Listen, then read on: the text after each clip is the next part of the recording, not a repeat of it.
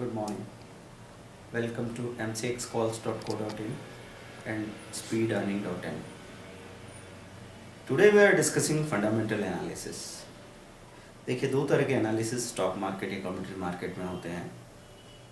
एक एनालिसिस बताता है what and why to bye.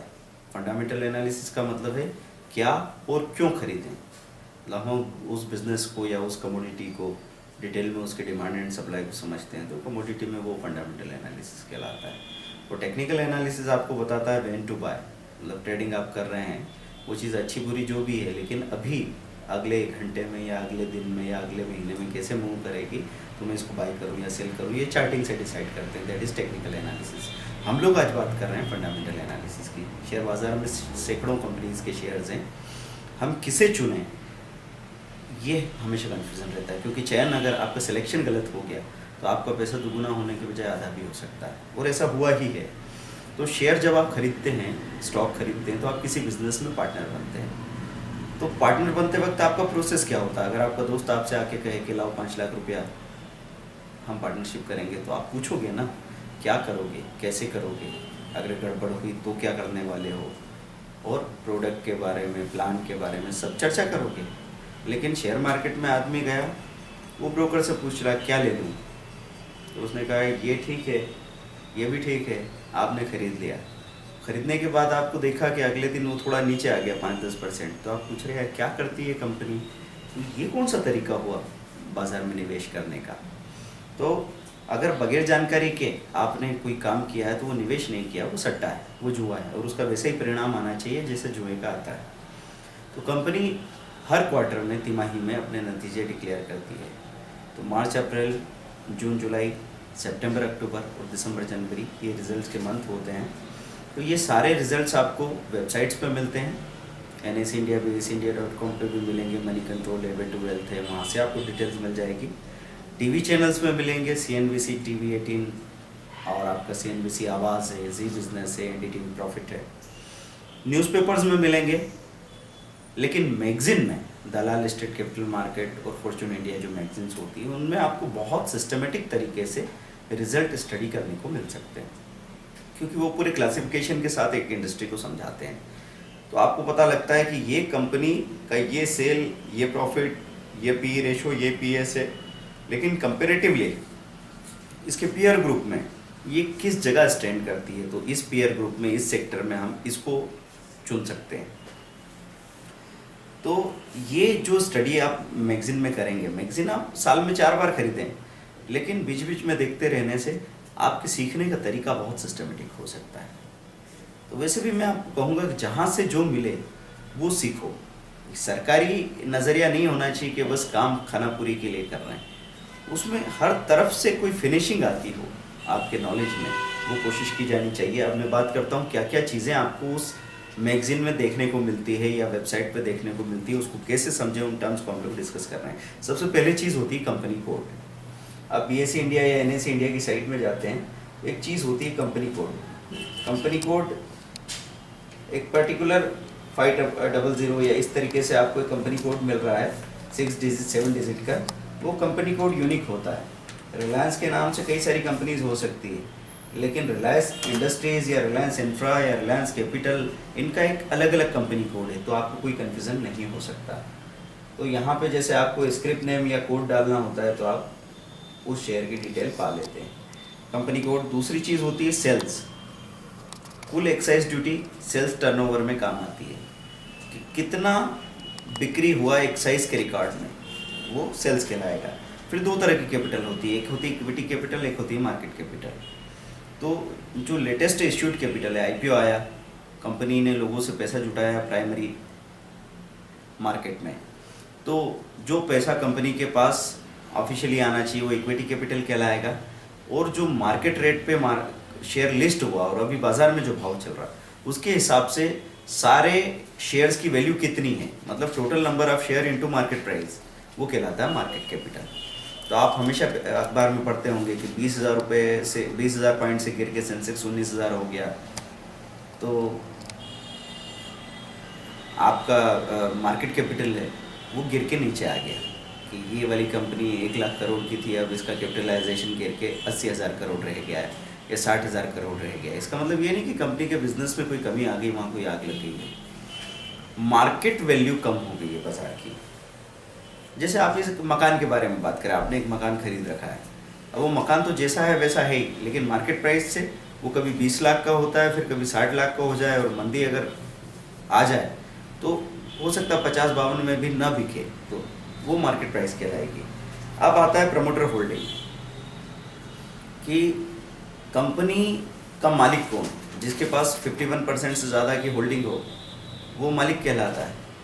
तो अगर कंपनी के मालिकों ने या उनसे जुड़े लोगों ने किसी कंपनी में होल्डिंग बना के रखी है तो बड़ी पॉजिटिव बात है, क्योंकि इनसाइड जो कंपनी की है, अंदर की जो हालात है उसको मालिक और उनसे जुड़े लोग जानते हैं। तो वो अगर अपनी होल्डिंग बढ़ाते हैं तो बड़ी पॉजिटिव बात है, और अगर वो अपनी होल्डिंग खाली करते हैं तो बहुत बहुत नेगेटिव बात कही जाती है, और उससे एकदम शेयर के भाव में गिरावट आती है। इसके बाद आता है book value, equity capital plus reserve upon number of equity shares. आपकी जो इक्विटी कैपिटल आई, आपने जो बाज़ार से पैसा इकट्ठा किया था, उसके बाद में आपने बिजनेस किया, उसमें जो रिजर्व बचे, धीरे धीरे वो पैसा इकट्ठा, वो चीज़ें इकट्ठी होती चली गई, और अब total number of equity share में देखेंगे कि उस कंपनी की टोटल असेट, मतलब एक कंपनी के पास टोटल असेट कितनी बन गई है, अगर वो एक एक शेयर पे बांटी जाए तो कंपनी के पास असल में कितनी संपत्ति है, उसकी असल में वैल्यू कितनी होनी चाहिए। क्योंकि कई बार तो बाज़ार में डिमांड होने की वजह से, तेज़ी की वजह से किसी शेयर का भाव अच्छा खासा हो जाता है, लेकिन हमको इसमें ये चीज़ देखनी है कि बुरे से बुरे हालत में इसकी ये वैल्यू तो निकल के आनी ही है। जैसे कोई पुराना स्कूटर है तो आप उसको बेचते वक्त बोलते हैं ना कि भाई लोहे में भी तोल दूंगा तो 1500 रुपये तो उसके आ जाएंगे, तो वो 1500 रुपये बुक वैल्यू कहलाएगा। अब आता है बोनस इश्यू, किसी शेयर पे जो बोनस शेयर्स दिए जाते हैं, कंपनी को प्रॉफिट होता है या तो वो आपको डिविडेंड दे, लाभांश के सब में वो जो पैसा नकद है वो थोड़ा थोड़ा बांटते, या बोनस इशू में वो डिविडेंड या वो लाभ इकट्ठा करते करते फिर एक्स्ट्रा शेयर आपको प्रोवाइड करती है, वो कहलाता है बोनस शेयर्स। तो बोनस हर कंपनी नहीं देती, निफ्टी या सेंसेक्स की काफ़ी कंपनीज है, एक ग्रुप की काफ़ी कंपनीज है जो बोनस देती रहती है। तो आप कभी भी ये जानना चाहें कि कौन सी कंपनी बोनस देती आई है तो आप moneycontrol.com या BSE में जाके और बोनस या राइट का हिस्ट्री देख सकते हैं क्लिक करके कि इसने इतना इतना बोनस दिया। तो विप्रो की एक ऐसी स्टोरी है कि 1980 में जिसके पास 13,000 रुपये के विप्रो थे, उनके पास आज की तारीख में 400 करोड़ के स्टॉक्स हो गए, है ना। तो वो बोनस पे डिपेंड करता है, इतने बोनस फ्रिक्वेंटली हर तीसरे साल दिए गए कि जो 100 शेयर थे वो बढ़ते बढ़ते 6 से 7 लाख के आसपास शेयर नंबर ऑफ शेयर्स हो गए थे। अब OPM, operating profit margin, total income में से टोटल एक्सपेंडिचर घटा के जो मार्जिन बचता है उसको कहा जाता है ऑपरेटिंग प्रॉफिट मार्जिन। कोई भी बिजनेस अगर हम स्टडी करेंगे तो सबसे पहले बात क्या होगी, कितने परसेंट का प्रॉफिट होता है, मार्जिन कितना परसेंट है, तो वो चीज़ यहाँ पे देखना होता है। कि दो तरह की लाइन्स होती है इन्वेस्टिंग में, एक होता है ग्रोथ इन्वेस्टिंग, एक होती है वैल्यू इन्वेस्टिंग। तो वैल्यू इन्वेस्टिंग में तो कोर बिजनेसेस आ जाते हैं, कि आपने कोई स्टील इंडस्ट्री या सीमेंट इंडस्ट्री या पावर इंडस्ट्री के शेयर खरीद के रखे हैं, तो उनके पास इतना बड़ा असेट है कि आपने जो चीज़ ली है उसका उतना वैल्यू है और वो धीरे धीरे ग्रो करेगी, उसका मार्जिन बहुत ज़्यादा नहीं होगा। लेकिन एक ग्रोथ इन्वेस्टिंग होती है कि अभी IT आया, इंफॉर्मेशन टेक्नोलॉजी आया, वो सर्विसेज प्रोवाइड कर रहे हैं, वो अगर बिजनेस चल गया तो उनके पास बहुत ज़्यादा असेट नहीं होती, लेकिन उनकी ग्रोथ कई गुना होती। जैसे आप गूगल को देखते हैं या किसी और कंपनी को देखते हैं, फेसबुक वगैरह को, तो यहाँ पे जब ये चीज़ें चल निकली तो इनका मार्जिन ही मार्जिन था, तो एकदम से जो इन्वेस्टर्स थे उनको कई गुना ज़्यादा फायदा हुआ। तो ये दो लाइंस ध्यान रखेंगे आप, growth investing and value investing. EPS, earning per share, जो नेट प्रॉफिट आया उसमें से डिविडेंड बांट दिया गया। अब जो नेट प्रॉफिट है वो दिया तो नहीं जाएगा, लेकिन अगर ये कैलकुलेट किया जाए कि अगर सारे नंबर ऑफ इक्विटी शेयर्स में इसको बांटा जाए तो उस मुनाफे की वजह से एक एक शेयर को कितनी अर्निंग हुई, वो कहलाती है अर्निंग पर शेयर। मतलब कंपनी की असल कमाई से जो शेयर को फ़ायदा हो रहा है वो दिया नहीं जाता, वो गिनने के लिए होता है कि पहले EPS 4 थी, अब 6 रह गई, अब 8.5 हो चुकी है। तो यहाँ सीधा सीधा पता लगता है कि कंपनी ग्रो कर रही है, एक ग्रोइंग कंपनी है। तो EPS बहुत इंपॉर्टेंट चीज़ है, अर्निंग पर शेयर। फिर होता है PE रेशो। पी रेशो बनता है मार्केट प्राइस बाय ईपीएस, कि अगर अर्निंग पर शेयर बढ़ा 2 से 3 गुना तो मार्केट प्राइस भी 2 से 3 गुना बढ़नी चाहिए थी। लेकिन इस तरह की डिमांड आई कि 2-3 गुना जब आपका अर्निंग पर शेयर, आपका एक्चुअल प्रॉफिट बढ़ा, तो मार्केट प्राइस बढ़ गई 30 गुना। तो ऐसे में कहा जाएगा कि 10 का पी हो गया, जहां उस शेयर की प्राइस को होना चाहिए वहां से वो 10 गुना ऊपर चल रहा है। तो जो हाई पी वाले स्टॉक्स हैं उनको आप कम क्वांटिटी में खरीदें, लेकिन उनमें पोजीशन ज़रूर बना के रखें, क्योंकि वो उस जोन में काफ़ी दिनों, काफ़ी महीनों तक रह सकते हैं। और हाई पी वाले शेयर एकदम बढ़ते हैं, मंदी आने पे एकदम गिरते हैं। फिर रिटर्न ऑन नेटवर्थ, कि अगर 200 करोड़ की कंपनी है, उसकी नेटवर्थ है, तो वो कितना कमा रही है। 20 करोड़ भी कमाया तो 10% का RONW कहलाएगा। फिर डिविडेंड परसेंटेज में, ये डिविडेंड दिया जाता है फेस वैल्यू का परसेंटेज। आपका शेयर बाजार में चल रहा हो 500 रुपये का, लेकिन अगर उसकी फेस वैल्यू 10 रुपये है, क्योंकि ऑफिशियली वो 10 रुपये की वैल्यू मानी जाएगी, लेकिन मार्केट प्राइस के हिसाब से वो 500 रुपये चल रहा है। आपको जो भी डिविडेंड मिलेगा, अगर किसी ने कहा 200% डिविडेंड, तो 500 रुपये का 200% नहीं, वो 10 रुपये का 200%, मतलब 20 रुपया पर शेयर। तो कुछ कंपनीज इतना अच्छा डिविडेंड यील्ड देती है कि आपको बैंक के ब्याज के बराबर तो शेयर के रखे रहने पे कीमत मिल जाती है, और बाद में वो शेयर भी बढ़ जाता है अच्छे से। तो ये ऐसी बात हो गई जैसे आपने कोई मकान खरीद लिया, उससे किराया मिलता जा रहा है, और बाद में मकान की वैल्यू भी 2 गुना 3 गुना हो गई, तो आप हर तरीके से फ़ायदे में रहे। हाई लो, पिछले 52 हफ्तों के हाई लो को, सबसे उच्चतम न्यूनतम स्तर को कहा जाता है 52 वीक हाई लो, और एक होता है ऑल टाइम हाई लो। अभी तक सबसे ऊंचा, सबसे निचला स्तर क्या है, वो ऑल टाइम हाई लो कहलाता है। तो 52 हाई लो तो आपको शॉर्ट टर्म के लिए या इंट्राडे के लिए भी डिसीजन लेने में मदद करता है, और ऑल टाइम हाई लो की ज़रूरत पड़ती है इसलिए कि हमने लॉन्ग टर्म में कोई इन्वेस्टमेंट करके रखा है, तो हम एक अंदाज़ा लगा सकते हैं कि वो चीज़ अल्टीमेटली कहाँ तक जा सकती है। जैसे टेक महिंद्रा का ऑल टाइम हाई आज से 5-6 साल पहले 2100 रुपये का हाई बनाया था, फिर वो गिरते गिरते 300-400 रुपये का रह गया। फिर किसी ने समझो 400 रुपये में लिया उसको, और 800 रुपये होने पे उसने बेच दिया। अब वो देख रहा है वो 1800 हो गया, और वो तो 2500 भी होने वाला है। वो इस बात पे डिपेंड करेगा कि वो 5-7 साल में अपना ऑल टाइम हाई तोड़ के चीज़ नया हाई बनाती है, और वो वहाँ से बिल्कुल नहीं दिखता। 400 रुपये से 800 रुपये आने में स्टॉक को पसीना आ जाता है, और 800 से 1800 आना बहुत आसान होता है, और 1800 से 3000 होना सबसे तेज़ी से होता है। इस तरीके से स्टॉक मार्केट बिहेव करते हैं। अब आता है CMP, करेंट मार्केट प्राइस। एक होता है बीटा वैल्यू। बीटा वैल्यू मतलब इंडेक्स के साथ में किसी शेयर का रिलेटिव मूवमेंट। कुछ शेयर्स ऐसे होते हैं कि इंडेक्स 10% चला तो वो भी 10% चले, इंडेक्स 10% गिरा सेंसेक्स या निफ्टी तो ये भी 10% गिरे, तो इनका बीटा वैल्यू 1 होगा। मतलब ये इंडेक्स के साथ साथ चलते हैं, है ना। तो एक ग्रुप के जो बड़े बड़े लार्ज कैप या ब्लू चिप शेयर्स हैं उनका बीटा वैल्यू 1 हो सकता है। फिर कुछ स्टॉक्स ऐसे होते हैं कि इंडेक्स चला 10% तो ये भाग गए 15 से 20%, इंडेक्स गिरा 10% तो ये 15 से 20% गिर गए, तो इनका बीटा वैल्यू 1.5 या 2 कहलाएगा।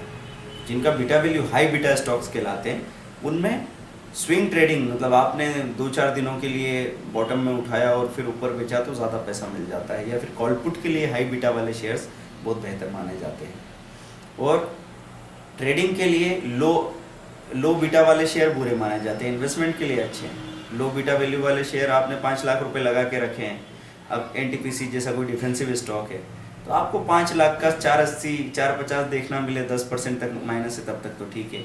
अगर वो 5 का 2.5 दिखा दे तो आदमी की हालत ख़राब हो जाए। तो लो बीटा वाले स्टॉक इन्वेस्टमेंट के लिए अच्छे हैं, हाई बीटा वाले स्टॉक ट्रेडिंग के लिए अच्छे हैं। आपको देखने को मिलता है मैगजीन में TTM, ट्रेलिंग 12 मंथ, मतलब पिछले 12 महीने। तो यहाँ पे जो भी 52 हफ्तों का हाई लो वगैरह बताया जाता है, तो आज मैं अगर बात कर रहा हूँ 13 फरवरी को, तो पिछली 13 से इस 13 तक की बात हो रही है, ट्रेलिंग 12 मंथ। फिर अगर मैं अप्रैल में बात करूँगा 20 अप्रैल को, तो पिछली 20 अप्रैल से उस 20 अप्रैल तक उसको माना जाएगा। इस तरीके से ये रिकॉर्ड्स। तो कभी कभी आपको एक कन्फ्यूज़न होगा कि यार मैंने 2 महीने पहले तो इसका ऑल टाइम 52 हफ्तों का हाई ये देखा था, लो ये देखा था, और अब 2 महीने बाद देख रहा हूँ तो साल भर का हाई बदल गया। तो उस टाइम रेंज की बात हो रही है, उस टाइम स्लॉट में, उस टाइम फ्रेम में ये हाई लो है। फिर इंस्टीट्यूशनल होल्डिंग, 2 तरह के इंस्टीट्यूशन होते हैं। एक होता है FII, फाइनेंशियल इंस्टीट्यूशनल इन्वेस्टर जो बड़ा रोल प्ले करते हैं हमारे मार्केट में, क्योंकि सारी दुनिया के बाज़ार, सारी दुनिया के बड़े बड़े इन्वेस्टर्स, वहाँ के जो म्यूचुअल फंड्स हैं, वहाँ जो लोगों का पैसा इकट्ठा किया है वो लाके एशियन मार्केट में यहाँ पैसा लगा रहे हैं। तो उनका पैसा इतना बड़ा होता है कि एकदम चीज़ें ऊपर उठती या गिरती है। दूसरे होते हैं हमारे डोमेस्टिक इंस्टीट्यूशन, यहाँ के म्यूचुअल फंड जो यहीं के लोगों का पैसा इकट्ठा करके बाजार में डाल रहे हैं। तो एफआईआई में ये सवाल आता है कि एफआईआई वहाँ से पैसा यहाँ लेके क्यों आ रही है। भाई हम तो समझते हैं कि जापान या अमेरिका या इटली ये या यूरोप में जितनी भी कंट्रीज़ हैं वो सब बहुत प्रोग्रेसिव कंट्रीज़ है, तो क्या वहाँ स्टॉक मार्केट नहीं है?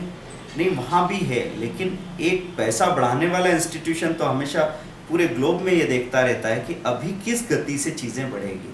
जो चीज़ें पहले से, जो देश पहले से बढ़ चुके हैं, जो इकोनॉमी पहले से बढ़ चुकी है, वहाँ एक तरह का सेचुरेशन आ चुका है। अब उनके बढ़ने की गति वैसी नहीं रहेगी। जैसे मैं उदाहरण के लिए कहूँ कि पिता के बढ़ने की गति 20, 21 या 25 साल की उम्र के बाद न के बराबर रह जाती है, वो सेचुरेटेड हो जाते हैं। लेकिन 10 साल का बच्चा बढ़ता है तो उसकी गति बहुत तेज होती है। तो ऐसी जो प्रोग्रेसिव इकोनॉमी है, विकासशील देश हैं, डेवलपिंग कंट्रीज़ हैं, उनमें सारे डेवलप्ड कंट्रीज आके पैसा लगाते हैं। तो ये एफआईआई इस क्या कर रहे हैं, इस पे अगर आपका नज़र रहेगा और इनके माइंडसेट को अगर आप थोड़ा भी समझ पाए तो उसका फ़ायदा आप भी उठा के जा सकते हैं। और ये अचानक जब बेचते हैं तो रातों रात बाज़ार में लोअर सर्किट लग जाता है। तो आपको ये कोशिश नहीं करनी है कि वो बेचे उसके बाद हम बेचें। आपको सिर्फ ये ध्यान रखना है कि 100 रुपये की चीज़ मैंने ली है तो 180 में आधे से ज़्यादा प्रॉफिट बुक कर लिया है और 240 में भी काफ़ी बेच के, और अब 10% 20% में मैं वेट कर रहा हूँ कि अचानक अगर एफआईआई अपना माल खाली कर दे तो आपकी हालत बिल्कुल ख़राब ना हो जाए, आपका सारा प्रॉफिट आके चला ना जाए। ठीक है। वेरिएंस मतलब सेल्स और नेट प्रॉफिट में किसी ने बताया कंपनी ने सेल इतना, नेट प्रॉफिट इतना, तो उससे क्या पता लगेगा कि वो अच्छा है कि बुरा है। ये कंपेरेटिव टर्म है कि पिछली बार कितना था उससे कैसा आया। YOY बोलते हैं कि ईयर ऑन ईयर किस तरह की चीज़ हुई है, बढ़ा है या घटा है। तो वेरिएंस मतलब सेल में कितना वेरिएंस आया 15% का तो सेल 15%, पॉजिटिव वेरिएंस आया तो बढ़ गई, नेगेटिव वेरिएंस आया तो घट गई।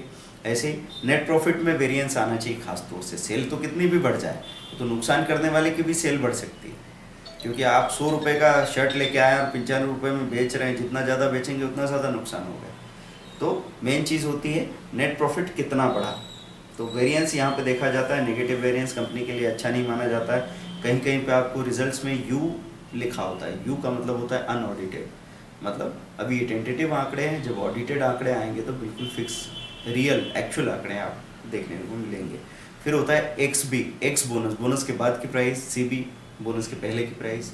कई लोग ऐसे धोखा खा जाते हैं कि कहीं पता लगा आपको कि ये शेयर है 1000 रुपये का, अभी इसमें फ्राइडे को एक पे एक बोनस मिलने वाला है, तो आप उसको लेके बैठ गए।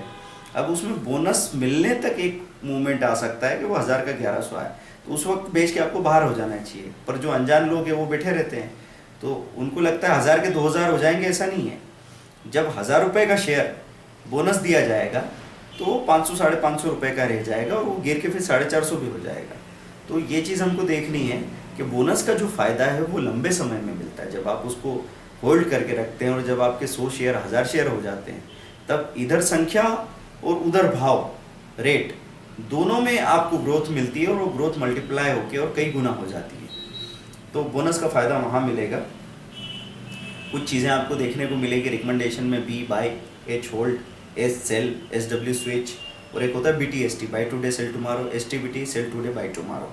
तो इस तरीके से आपको जो टेबल है वो टेबल देखने को मिलती है आपके फाइनेंशियल मैगजीन्स में। इसमें नेम, ईयर एंडेड, कौन सी ईयर कौन से क्वार्टर का रिजल्ट है, equity capital, promoter holding, sales, operating profit margin, net profit, dividend, EPS, book value, beta value, high low, price, P ratio और रिकमेंड देखने को मिलती है। तो फंडामेंटल एनालिसिस एक्चुअली थोड़ा टिपिकल सब्जेक्ट होता है। जब भी हम लोग क्लासेस लेते रहे पिछले 9 सालों में, तो इस चैप्टर पे लोगों को झपकी आने लगती थी, क्योंकि वो उनको थोड़ा भारी लगता था। हमने कोशिश की है कि इसको इतना सिंप्लीफाई करके समझाएं कि एक आम आदमी फंडामेंटल एनालिसिस का एक सही आउटलाइन ले सके। Thank you very much. कोई डाउट हो तो आप हमको कॉल कर सकते हैं।